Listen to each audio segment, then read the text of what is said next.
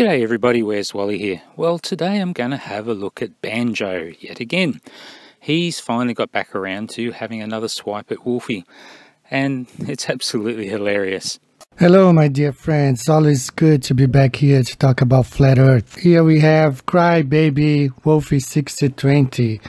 Wolfie had a very rough, difficult month of September after I released a couple of videos addressing some of his claims, and he lost 400 subscribers according to Kyle Adams. Well, the drop in Wolfie's subs is basically because Flat Earth is becoming very boring. And this is certainly a trend over many months, and nothing to do with your video, Eddie. I don't think you get to take any credit for this at all. Oh, and I love that you think somebody is crying, but I think you're projecting a little bit much there, Eddie, because it seems like, well, let's have a look at your comment. It seems like you were crying that I was being mean to you, Eddie. Oh, poor Eddie. So we are back here today to address some more of his claims about Himawari 8, the Japanese satellite. Wolfie claimed to have seen Himawari standing at 35,800 kilometers, about 22,000 miles away. So I have challenged him if he's able to really look at Himawari at 35,000 or 22,000 miles away. He should be able to see every detail of every satellite that is standing much closer to Earth. He could even read the details, every label, count the screws of every satellite that's standing at 160 miles up. Okay, Eddie thinks that we should be able to see this SUV-sized satellite and read the nameplate on it. Well, Eddie, let's see if you actually understand just how far away these satellites are and the scale of things here. So I took the image and I did a plate solve on it. Now that's an astronomical method of working out exactly how big you're seeing. And it says the scale of this image that Wolfie has here is 4.42 arcseconds per pixel. We'll get to what that means in a minute. Now, Himawari 8 and Himawari 9, if you measure them, they're 104 pixels apart. Multiply 4.42 by 104 and you get 559 arcseconds. That's the angular separation between Himawari 8 and 9. Now if we assume that they're 35,800 kilometers away, we can work out the distance between them. Now of course the Himawaris are slightly further than that away because we are looking at them at an angle, they're not directly overhead, but we won't worry about that for now. So the tan of 0.1277 degrees, which is 546 arcseconds, multiply that by 35,800 and you get roughly 80 kilometers between Himawari 8 and Himawari 9. Now Eddie, your SUV, if we assume it's 6 meters long, 80 kilometers divided by 6, that's 13,000 SUVs between 8 and 9. And we've only got 100 pixels to do that with. So can you see why we can see the light from the Himawari, but we cannot make out any detail on any of those objects at that distance? Bit of a scale fail, Eddie, because, you know, space is big. Really, really big. Eddie, Wolfie is not seeing the satellite, okay? It's too far away. What he is seeing is the light bouncing off the satellite. And when that's properly focused, it appears as a single point of light. Do you understand?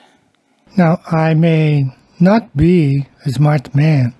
Well, Eddie, of course, if you do look at the ISS, which is a little bit closer, at 240 miles, 400 kilometers up, it's just a little bit easier to see the detail. Although 100 meters long, that's still quite a few SUVs across there. I don't think you're going to be able to count the bolts. Well, not from the ground anyway. For comparison, here's a 25 centimeter Dobson image of the ISS and the image from the 1.6 meter scope on top of Haleakala Observatory in Hawaii. Can you spot the difference? You're not going to get much better than that with an optical scope on the ground looking straight up. So that's about as good as you're going to get. Are you going to be able to count the bolts with that, Eddie? Yeah, I don't think so, hey mate. So Eddie, I think what you did here quite successfully was make yourself a straw man to debunk. Oh dear, what do you think about that? Now, I may not be a smart man. Here we're gonna look at Himawari 8 and 9 when they were launched. First, look at this distance, and I calculated this distance, and I calculated this distance that the rocket's trajectory to be of 12,179 kilometers. Oh, Eddie, where did you figure out that endpoint? Did you just guess again? You did, didn't you? You just had a big old guess. Well, you got it wrong again, because here is where the final burn ended, right near the equator, and I got that from the actual flight statistics. Now, I may not be a smart man. If the rocket had gone 12,000 kilometers on the surface of the Earth, that's 1/3 of the way of getting where it's supposed to be. Now here, that's 1/3 of the way. Why didn't this rocket just go straight up? Oh, Eddie, rockets don't go straight up, because if they went straight up, they'd come straight back down again. A satellite has to be going around the Earth to stay in orbit, and it has to be at around 36,000 kilometres, because that is the height where the speed of the orbit matches the speed of the Earth. I think you come to this later. Now remember that the ISS is at 400 kilometres up, and that's 7.6 kilometres per second, and that orbital speed means it's 16 times faster than the Earth spins. Well, the geostationary orbit is a very special place, and it's only possible directly above the equator and at around 36,000 kilometres altitude, and it works out to be about 3.7 kilometres per second. And that's why there's a lot of satellites all there, and they're all visible very close together. Now, I may not be a smart man. Okay, so this is exactly where the rocket came this way right here. It never really left Earth. Now this is what they say happened. It was catapulted from here after going around Earth almost 13,000 kilometers or 8,000 miles. When it's totally out of fuel, it was catapulted. Well, where did you get the idea that it was catapulted? It was put in what they call geosynchronous transfer orbit. And then over the next few weeks, that orbit is raised and straightened and circularized to get it into the GSO, the geosynchronous orbit. Nothing about a catapult there, mate. Now, I may not be a smart man. And this time we went straight to the clouds and then changed to CGI. I sped it up 10 times, of course, but it follows the same trajectory, same drawing, very similar to that moon landing by the Chinese. Very similar. The camera's always pointed back, never forward, never forward, eh? But this is so funny, Eddie, because right at the point where you cut your video was where the fairing separation was being showed in the video, and that was pointing forward. Oh, Eddie, how did you miss that? Now, I may not be a smart man. Think that the Van Allen radiation belt, they pack those things in, would cause some signal issues once in a while, considering they seem to struggle with rain. Yes, of course it's going to be in the Van Allen radiation belts, but there are people called engineers, and they're very smart, and they've designed and hardened all the electronics to withstand this. It's not that difficult. Now, I may not be a smart man. That the speed of those stationary satellites to follow the rotation of the Earth has to be around 32 to 34,000 miles per hour. Here's the video I was talking about the speed of these stationary satellites. Himawari stationary satellite, distance 35,800 kilometers or 22,241 miles. Estimated speed for each revolution, according to the online thread, has to be around 32,000 to 33,000 miles per hour or 50,108 kilometers per hour. NASA gives the number 6,000 miles only per hour, but it can't be because the satellite has to if it's stationary and Earth is rotating at 1,000 miles per hour, the satellite standing at 35,000 kilometers away, it has to go way faster in order to keep up with being in the same spot, while the radius is so much bigger than just standing like orbiting around Earth like a few hundred miles up. So this official NASA number is BS. You did the maths on this, Eddie? Or did the maths just seem too hard? Well, what is the radius of the Earth at the equator? 3678 kilometres. And what is the height of the Himalaya 8? 35,786 kilometres. So what is the circumference of the circular radius of the orbit? Now you've got to add those two numbers together. That's 42,164 kilometres. Now the circumference is 2 pi times r plus h. Comes out around 263,294 kilometres. Now you divide that by 24 and that gives you 11,038 kilometres or 6,859 miles per hour. That wasn't too hard, was it, Eddie? So Eddie, there is just another way of looking at this. Let's just try some simple ratios. Look, even you flatties know that the Earth spins at the equator at 1,040 miles per hour. So if you divide that by 6378 and multiply it by 42,164, you get 6,875 miles per hour. Well, isn't that interesting? Not too different to the other speed. I think you really need to learn a little bit of maths, Eddie. Now, I may not be a smart man. So imagine this situation right here. You have Earth's gravity. Himalaya standing at Himalaya 8 and 9 standing at 35,000 kilometers away, 22 miles, and that's the centrifugal force. They are like it's a tug of war. So now, pay attention to this, guys. This is incredible. Yes, Eddie, I have a feeling this is going to be incredible. Incredibly hilarious, that is. Same way, the moon is strong enough to pull up the oceans, but it's not strong enough to pull the satellites to its surface. Yeah, I wasn't wrong, was I? And Earth can reach all the way the moon and keep it from being attracted to the sun. But at the same time, the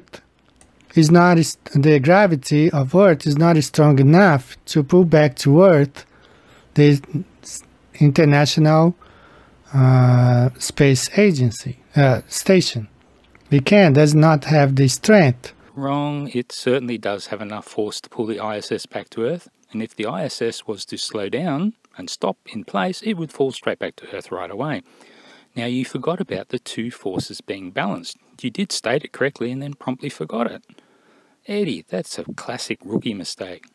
So this is for you to see how, not just how confusing gravity is, but how impossible this whole gravity mumbo jumbo is.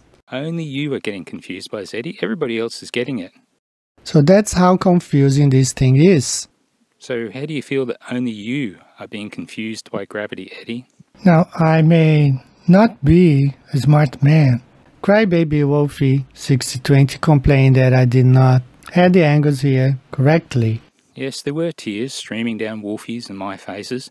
But if you were here with us, you would have heard us laughing so hard that we were crying. And we were pleading, stop, please make it stop. It is just too funny. Please, no more, I can't breathe. Where's my Ventolin? Oh, Eddie, here it is. I'm making all these pretty comments for you to read, and you're not responding to any of them. And Wolfie tells me it looks like I'm blocked. Well, how is that, Eddie? So you want to complain about Wolfie crying, and yet you feel like you have to block poor little old me. That doesn't seem very fair. And yet you pop over to my channel and you're free to make any comment you want, and yet you block me on yours. Seems like I'm winning, Eddie.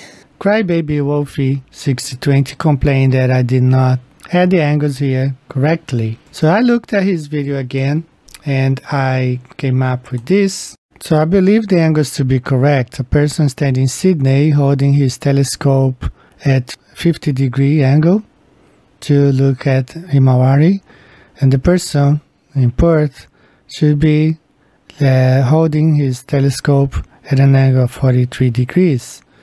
And they both should be able to see Himalaya standing above the equator. I would say like the distance between Perth and Sydney, it's calculated in being 2,500 kilometers. So it's logical to imagine that they can have a satellite up to 1,000 miles. I did chuckle when I saw what you did with the two sightings from Sydney and Perth.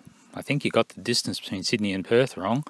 Look, I think the best thing to do is have a look at this Walter Bisland satellite distance calculator. Now, Walter's done all the maths for you.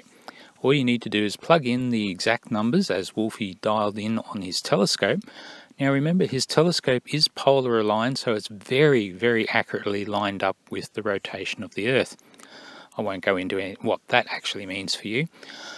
But when you do the maths and work out how far those two sight lines are apart, and Walter has taken into account not just the elevation but the azimuth angle as well, which you totally derped on, his calculations show that on a globe Earth, those two sight lines are within meters of each other. Actually, I think it's less than a meter of each other. But when you do it on a flat Earth, assuming the ground is flat, they are like 600 to 700 kilometers away from one another. When you dial in the exact angle of the telescope pointing exactly to the Himawari, it just doesn't work. So let's consider that for all those people who say we never test it on a flat Earth model. This is us testing it, and it just doesn't work. And I guess the thing is, Eddie, if you think about it, if you think about it, Eddie, yes, I know, I hear it myself. If you think about this, Wolfie has aligned his telescope so precisely, and it's called a polar alignment. It's not actually aligning to the poles of the Earth, it's actually aligning to the stars. And because the stars are all in exactly known positions and perfectly stationary, you can then align the scope perfectly to that, and you know exactly where the scope is pointing in relation to the stars. And it is so precise that you can even then measure from two different places across Australia, from either side of Australia, you can measure the exact azimuth and elevation to a satellite and get it within a few meters. I think that is pretty darn precise. And it also means that when you try and do it on a flat Earth, it's pretty darn wrong. The flat Earth, that is. Oh, and a great comment by Wolfie6020. Not a single flatty picked up that Banjo just guessed at the angles and the distances, and not once used anything like the actual angles provided. Why is that, flatties? Now, I may not be a smart man, and you see there are secret signs there showing exactly what's going on. This is all trickery. This is all trickery. Devil's sign? No, that's, but they do it today. More secret hand signs, Eddie. I'm not sure what you're trying to send out here. Now, I may not be a smart man. Eddie, you crack me up with this obsession you seem to have with me. Don't you realise I'm like the Hydra? While you try to cut off my head, look at what actually happens. There are new debunking channels popping up all the time. A whole pack of them. You could even say a wolf pack. How many other channels have been inspired by the work I do and that of Where's Wally? Where is the Banjo pack, Eddie? Personally, I can't be bothered chasing you guys. I have people that do that for me. I would rather get out with my telescope and make observations like the eclipsing geostationary satellites that just debunk any flat Earth fantasy in one video. What is your response to those videos, Eddie? I am challenging you to explain why they blink out and why only at around the time of the equinox does this happen. Well, Eddie, this is the end of my debunk of you. Look, we all know that flat Earth is just, frankly, it's drying up. And even you flatties know it. Look at how many flatties have jumped on the anti-masker bandwagon, for example, just to find something that's not dry and stale to talk about. They really are struggling. And think about this, Eddie. When your grandkids or your great-grandkids find your YouTube channel in 50 or 100 years from now, do you really want them saying, "Granddad thought what now?"